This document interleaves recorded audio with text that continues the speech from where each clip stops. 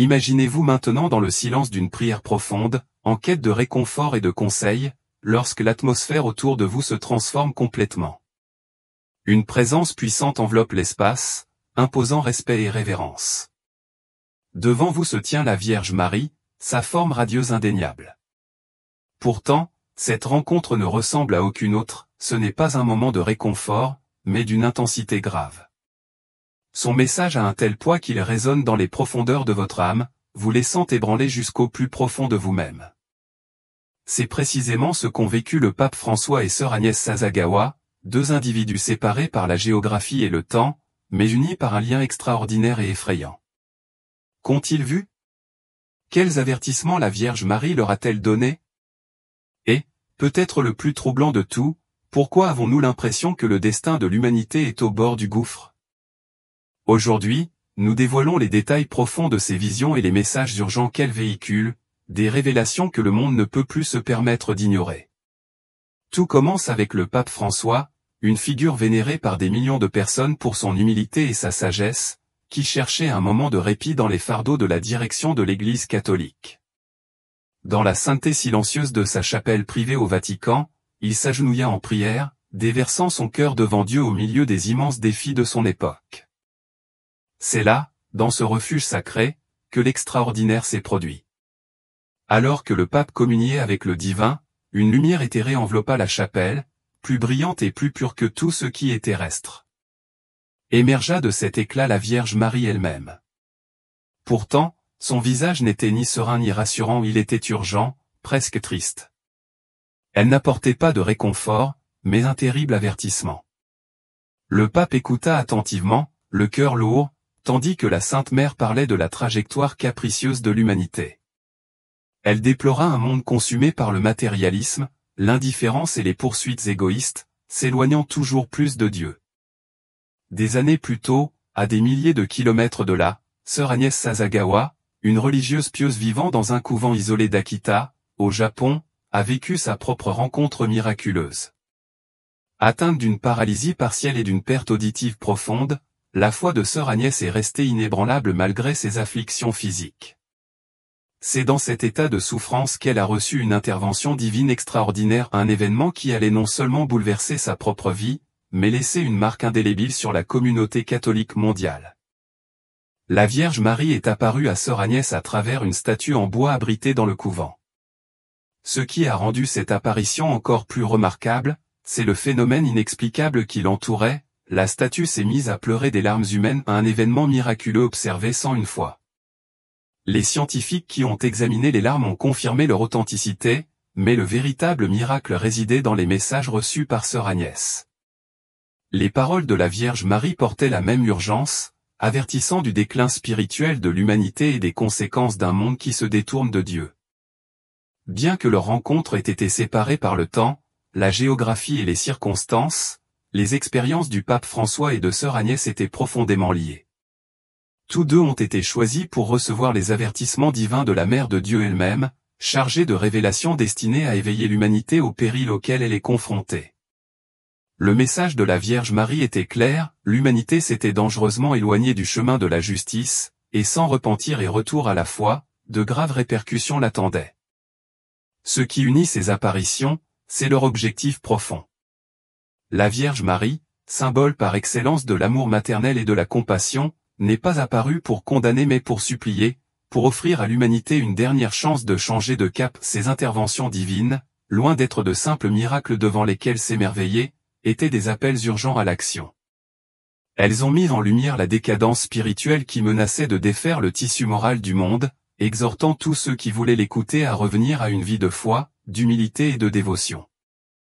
Ces moments nous rappellent que de tels avertissements ne doivent pas être rejetés comme des reliques du mysticisme.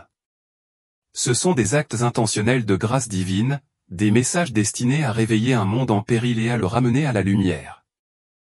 Les messages des apparitions de la Vierge Marie, tant au pape François qu'à sœur Sasagawa, étaient remplis de tristesse, d'urgence et d'un appel désespéré à une action immédiate.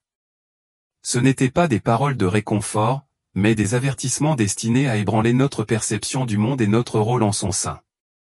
Pour le pape François, Marie a parlé d'un monde perdu dans sa quête de richesse et de pouvoir, déplorant que l'humanité se soit détournée de l'amour de Dieu, choisissant les promesses creuses de la vie moderne, comme le consumérisme effréné, l'ambition égoïste et l'indifférence spirituelle. Le message était clair, le temps presse et si l'humanité ne revient pas à Dieu, un avenir de souffrance inimaginable l'attend.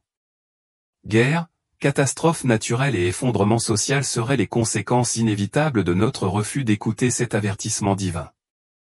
La gravité de la situation est alarmante et l'humanité se trouve au bord du gouffre. Le message donné à Sœur Sasagawa, bien que délivré des décennies plus tôt, portait la même urgence. En 1973, alors qu'elle priait devant la statue de la Vierge Marie à Etah, la Mère de Dieu est apparue et a transmis 3 messages prophétiques profondément apocalyptiques. Marie a mis en garde contre un châtiment futur qui s'abattrait sur le monde entier si l'humanité ne se repentait pas. Elle a prédit que le feu tomberait du ciel et qu'un châtiment encore plus sévère que le déluge biblique frapperait la terre.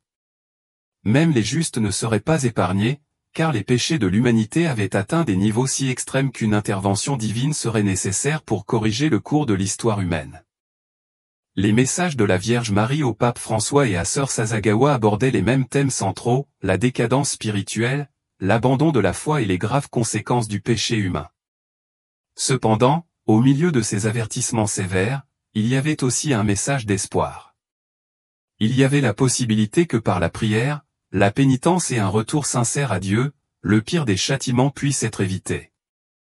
L'avenir n'était pas encore complètement déterminé, il restait, et reste toujours, entre nos mains. Pour le pape François, l'apparition n'était pas seulement une révélation personnelle, mais un message destiné au monde entier. Il comprenait que l'Église elle-même était empêtrée dans cette décadence spirituelle et que, sans une réforme urgente, elle aussi en subirait les conséquences. Dans le cas de Sœur Sasagawa, le message avait une tonalité plus personnelle, mais son impact était également mondial. Elle comprenait que sa mission était de diffuser cet avertissement aussi loin qu'elle le pouvait, en encourageant les gens à prier, à faire des sacrifices et à chercher à réparer les péchés de l'humanité. Ces messages sont tout aussi urgents aujourd'hui qu'ils l'étaient lorsqu'ils ont été délivrés pour la première fois. Si le monde a changé, il semble s'être encore plus éloigné du droit chemin, rendant l'appel à la repentance plus nécessaire que jamais. Le message de la Vierge Marie au pape François n'était pas seulement un avertissement sur la décadence spirituelle du monde, mais aussi un appel urgent à une réforme profonde au sein de l'Église catholique elle-même. Marie a averti que l'Église était devenue complaisante, embourbée dans les scandales, la corruption et une déconnexion croissante de ses fidèles.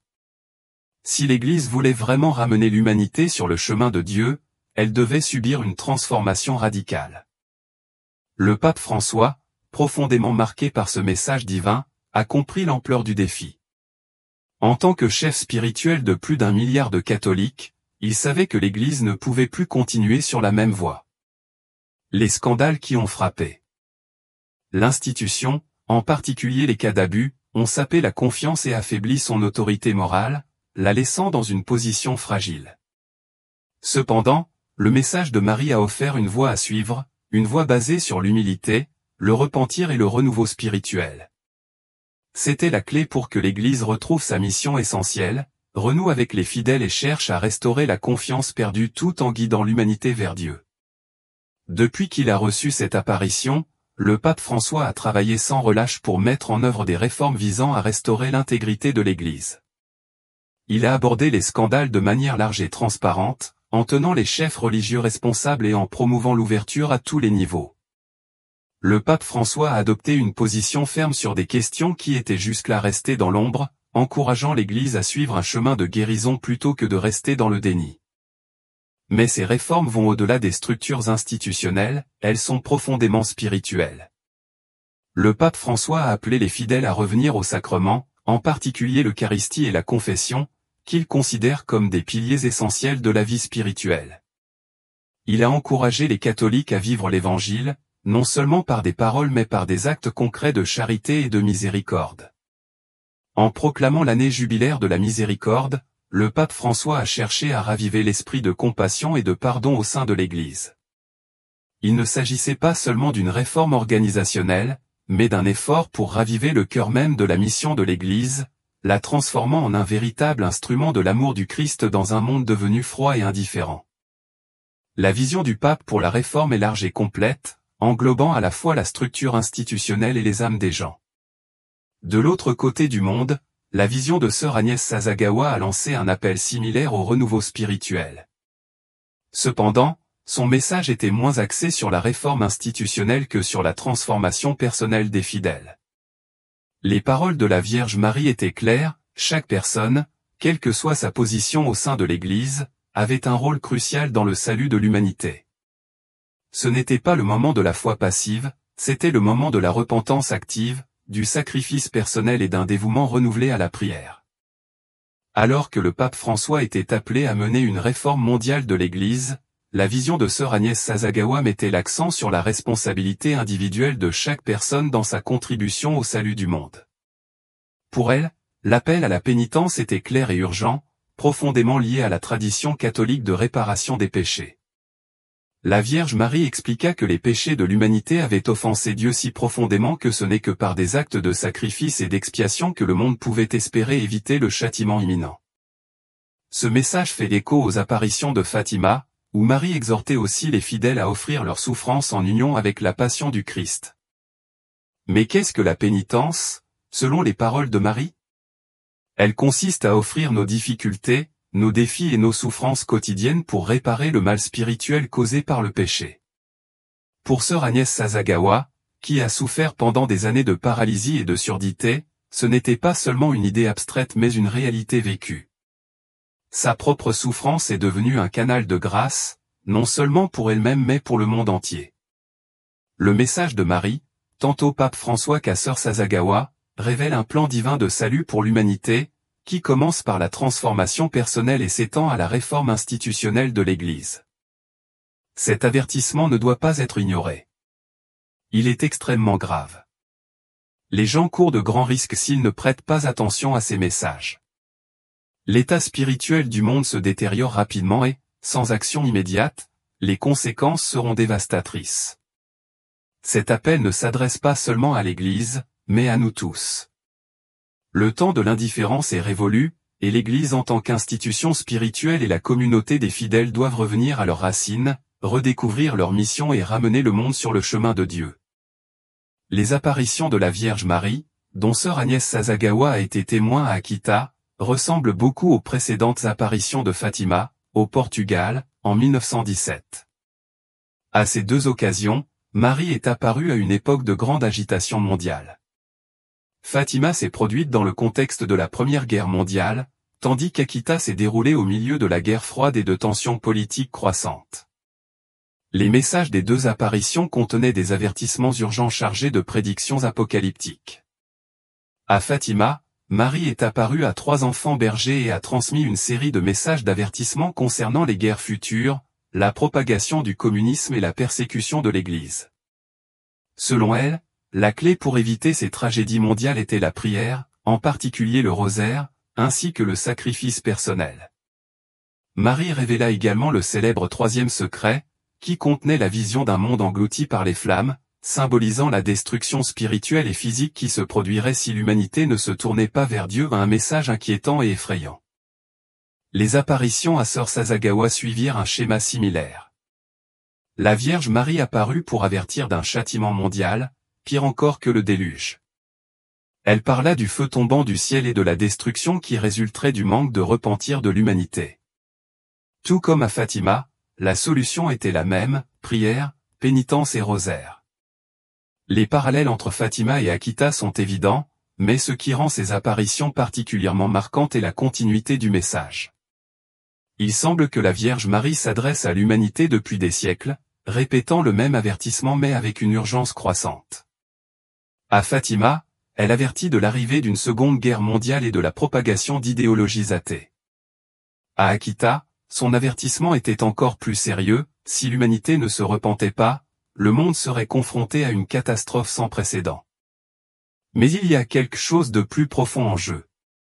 Les apparitions de Fatima et d'Akita révèlent une bataille spirituelle plus grande, une lutte qui va au-delà des conflits entre les nations, impliquant le bien contre le mal, le ciel contre les forces des ténèbres. Les messages de Marie ne visent pas seulement à empêcher la destruction physique, mais ils se concentrent principalement sur le salut des âmes.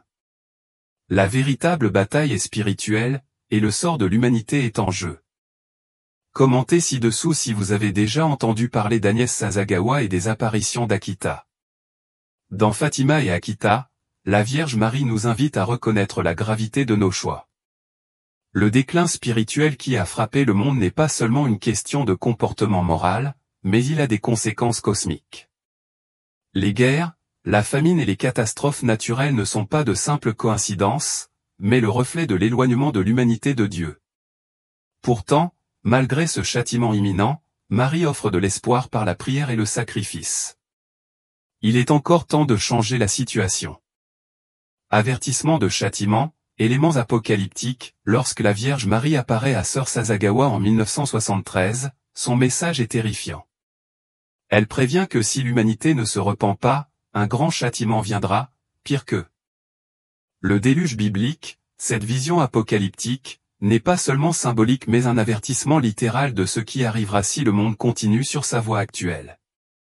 Les paroles de Marie sont directes et effrayantes, le feu tombera du ciel et détruira une grande partie de l'humanité, les bons comme les mauvais, n'épargnant ni les prêtres ni les fidèles. Ces prophéties ne sont pas des descriptions vagues mais précises de ce qui pourrait se produire. L'image du feu tombant du ciel évoque une catastrophe de proportion mondiale, que ce soit par la guerre, une catastrophe environnementale ou même une intervention divine. L'avertissement reçu par le pape François porte un ton tout aussi sévère. Dans sa chapelle privée, le Saint-Père est informé que le monde est au bord de l'effondrement spirituel. Les forces du matérialisme, de la cupidité et de l'égoïsme ont éloigné l'humanité de Dieu et, sans changement radical, de grandes souffrances se répandraient. Ce ne sont là que les premiers signes visibles du déclin spirituel qui affecte le monde. Cependant, l'aspect le plus effrayant de ces avertissements n'est peut-être pas la destruction physique, mais la désolation spirituelle qui s'ensuivrait. Marie a averti qu'après le châtiment, les survivants envieraient les morts. Cela nous rappelle clairement que la plus grande perte que nous puissions subir n'est pas matérielle, mais spirituelle. Le véritable danger réside dans la perte des âmes, dans la séparation éternelle d'avec Dieu. Le message de la Vierge Marie est clair, l'humanité joue avec le feu, au sens propre comme au sens figuré. Le châtiment dont elle parle n'est pas seulement une punition pour les péchés, mais un avertissement, une intervention divine destinée à guider le monde vers le chemin de Dieu. Cependant, la gravité de cette intervention dépend entièrement de la manière dont nous réagissons. Allons-nous continuer sur le chemin de la décadence spirituelle ou allons-nous tenir compte de son appel à la repentance? Le rôle de la prière, de la pénitence et du rosaire est essentiel. Les demandes constantes de la Vierge Marie en matière de prière, de pénitence et d'utilisation du rosaire ne doivent pas être négligées. Ces pratiques spirituelles ne sont pas de simples formes de dévotion facultative, elles sont le moyen par lequel le monde peut être sauvé du châtiment qui approche. Le rosaire, en particulier, joue un rôle central dans cette bataille spirituelle. Dans les apparitions de Fatima, d'Akita et dans le message donné au pape François, Marie souligne le pouvoir du rosaire dans la lutte contre les forces du mal. Cette simple prière, lorsqu'elle est répétée quotidiennement, a le pouvoir de nous rapprocher de Dieu, d'apporter des conversions et d'atténuer les effets du péché dans le monde. Mais pourquoi le rosaire est-il si efficace? La réponse réside dans sa répétition méditative, qui permet aux fidèles de réfléchir profondément au mystère de la vie, de la mort et de la résurrection du Christ. Chaque grain du rosaire est comme une arme spirituelle, qui frappe contre les forces qui cherchent à détruire l'humanité. Dans un monde où tout est source de distraction, le rosaire a le pouvoir de recentrer l'âme, de la guider vers la réalité plus grande de l'amour et de la miséricorde de Dieu. La pénitence occupe également une place essentielle dans les messages de Marie. Il ne suffit pas de prier, il faut faire des sacrifices, offrir nos souffrances quotidiennes pour la conversion des pécheurs et le salut des âmes. Dans une société qui valorise le confort et la facilité, la pénitence nous rappelle que la souffrance, unie au Christ, détient un pouvoir rédempteur. L'interprétation des messages de réforme et de repentance dans l'Église montre que ces avertissements ne sont pas isolés. Ils font partie d'un plan divin plus vaste pour sauver l'humanité des désastres spirituels et physiques auxquels nous sommes confrontés. le message de la Vierge Marie est alarmant et comporte deux aspects principaux. Il appelle à la fois à la réforme institutionnelle au sein de l'Église et à la repentance personnelle des fidèles. Le pape François, en tant que chef de l'Église catholique, a compris la gravité de la situation. L'Église devait changer, elle ne pouvait plus rester un spectateur silencieux face à la décadence du monde. Les scandales qui ont secoué l'Église ont dû être affrontés et l'institution elle-même a dû revenir aux enseignements du Christ. Cependant, la responsabilité n'incombe pas uniquement aux dirigeants de l'Église. Le message donné à Sœur Sasagawa montre clairement que chaque personne joue un rôle crucial dans cette bataille spirituelle.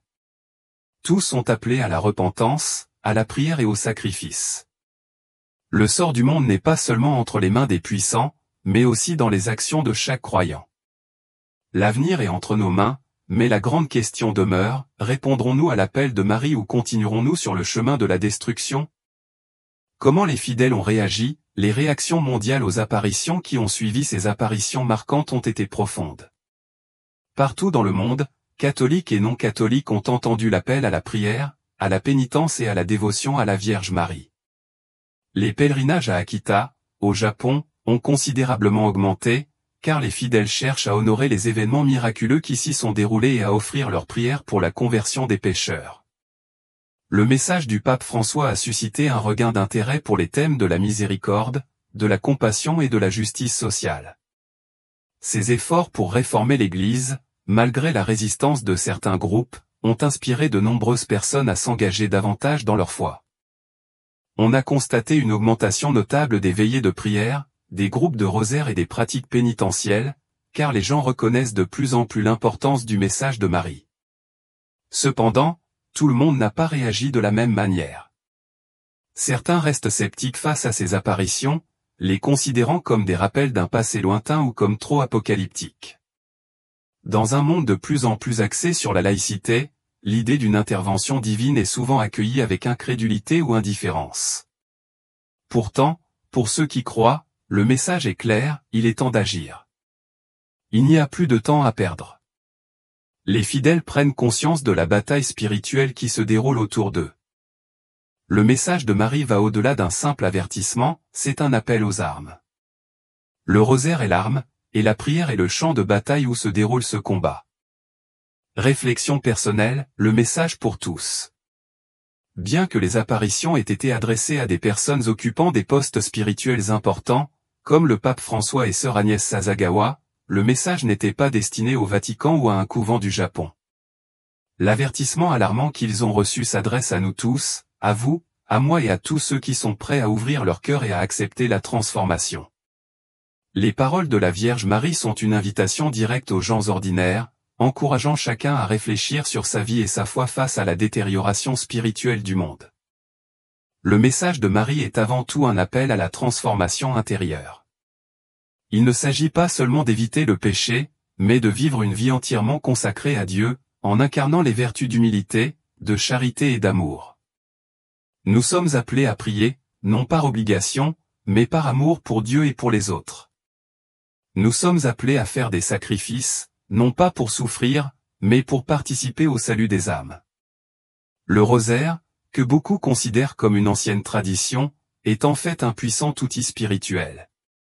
En le priant, nous méditons sur les mystères de la vie, de la mort et de la résurrection du Christ, permettant à ces vérités de toucher notre cœur et de guider nos actions.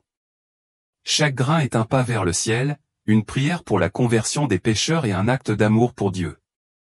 L'appel de Marie aux fidèles ordinaires va au-delà de ce que nous pouvons imaginer. Elle nous demande de confier notre vie à son cœur immaculé, en plaçant nos familles, nos communautés et tout ce que nous avons sous sa protection. Cette consécration n'est pas seulement un geste symbolique, mais un engagement spirituel profond et sincère pour. Se consacrer au cœur immaculé signifie vivre de manière à ce que toutes nos actions honorent Dieu, en ayant confiance que Marie nous guidera à travers les défis de la vie et nous rapprochera de son Fils. La promesse est claire, ceux qui écoutent l'appel de Marie trouveront refuge dans son cœur, aussi sombre que soient les temps. Ceux qui se consacrent au cœur immaculé seront protégés. Prophétie pour l'avenir. Que attend l'humanité à l'approche de l'année 2025? La prophétie de Sœur Sasagawa préoccupe de plus en plus de nombreux fidèles. Elle a prévenu qu'un temps viendrait où le feu tomberait du ciel et où le monde serait confronté à de grandes souffrances s'il ne revenait pas à Dieu. Les événements récents en pandémie, conflits, catastrophes naturelles semblent correspondre aux avertissements donnés par la Vierge Marie, soulignant l'urgence de son message. Il y a plusieurs décennies, la prophétie de Sœur Sasagawa concernant 2025 n'était pas une condamnation mais plutôt un avertissement important. Le monde se trouve à un moment crucial et les choix que nous faisons maintenant détermineront si nous avançons vers la paix ou la destruction. La Vierge Marie nous offre une chance d'espoir, mais il est de notre responsabilité de la saisir. Le pape François et Sœur Sasagawa ont été choisis pour recevoir ces messages divins, mais la responsabilité d'y répondre incombe à chacun d'entre nous. Que vous soyez un dirigeant d'église ou un simple croyant, l'appel est le même, c'est le temps du repentir, de la transformation intérieure et d'un engagement renouvelé dans la prière. Sœur Sasagawa nous a également laissé des avertissements qui ont un grand impact sur le destin de l'humanité. Elle avait déjà prévu et prévenu ce qui allait arriver, à tel point que le pape François craignait que ces événements ne se produisent. Mais comme nous pouvons le constater maintenant, ils sont déjà en cours et il est urgent que nous agissions rapidement pour changer cette situation et éviter le pire. Numéro 1. Division et perte d'unité. Notre-Dame a mis en garde contre la division croissante au sein de l'Église et de la société, un phénomène qui se reflète également dans le paysage politique. La fragmentation, la perte d'unité et les conflits internes sont des signes alarmants pour la stabilité sociale et politique. Cet avertissement peut être compris comme un appel aux dirigeants, tant religieux que politiques, à œuvrer pour la paix et l'unité, en évitant de promouvoir la discorde et la polarisation. Punition et calamité mondiale. Dans les messages, il est fait mention d'un grand châtiment qui pourrait s'abattre sur l'humanité si les gens ne se convertissent pas et ne changent pas de comportement. Ce type d'avertissement se reflète dans les décisions politiques et les actions collectives qui ont un impact sur le monde, comme la dégradation de l'environnement, la violence ou l'injustice sociale. C'est un appel à la responsabilité collective, en particulier pour les dirigeants politiques, afin de promouvoir la paix et le bien-être mondial. Conversion et prière. Notre-Dame a souligné l'importance de la conversion, de la prière et de la pénitence comme moyen d'éviter de grandes catastrophes. Cela sert d'appel pour que la politique suive également des principes éthiques et spirituels, où la justice et la dignité humaine sont prioritaires. Les décisions politiques qui favorisent l'oppression, la corruption et la violence contredisent directement cet appel de Marie. Le pape François, à son tour, a donné de nombreux avertissements et conseils sur l'avenir de la politique mondiale et sur la manière dont nous devons agir pour éviter de plus grandes tragédies. Il met souvent en avant des valeurs telles que la justice sociale, la solidarité, l'accueil des plus vulnérables et la nécessité d'un dialogue pacifique entre les nations et les peuples. Français. Les avertissements les plus pertinents du pape François sont les suivants. Corruption. Le pape François condamne fréquemment la corruption comme l'un des plus grands maux qui détruit la confiance dans les institutions et nuit aux plus pauvres et aux plus vulnérables. Il avertit que les dirigeants politiques et les personnalités publiques doivent agir pour le bien commun, en évitant la tentation de favoriser leurs propres intérêts ou ceux de groupes spécifiques. Inégalité sociale. François critique les politiques qui creusent les inégalités, soulignant qu'elles causent la souffrance de millions de personnes et alimentent les conflits sociaux. Il exhorte les dirigeants à donner la priorité au bien-être social, en promouvant des politiques qui aident les plus pauvres et les plus marginalisés. Populisme et nationalisme exagéré. Le pape François a également mis en garde contre les dangers du populisme et du nationalisme extrême, qui créent des divisions et alimentent la peur au lieu de promouvoir l'unité et l'inclusion.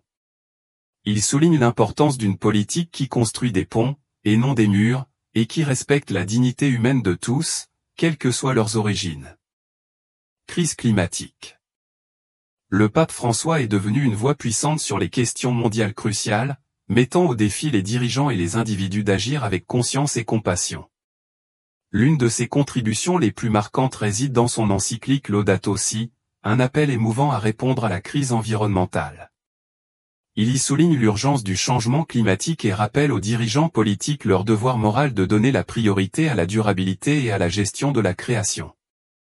Son message est clair, les décisions que nous prenons aujourd'hui doivent préserver la planète, en garantissant un monde habitable pour les générations futures. Le pape défend tout aussi passionnément les migrants et les réfugiés. François s'exprime systématiquement contre les politiques qui marginalisent ou excluent ces populations vulnérables, exhortant les gouvernements et les sociétés à adopter une approche ouverte et inclusive. Il souligne que la dignité et les droits humains de chaque individu, quelles que soient ses circonstances, doivent être respectés. Pour François, le sort des migrants et des réfugiés est un test de l'engagement de l'humanité en faveur de la solidarité et de la justice. Ces appels reflètent la vision plus large du pape François de la politique comme une noble vocation, enracinée dans le service du bien commun.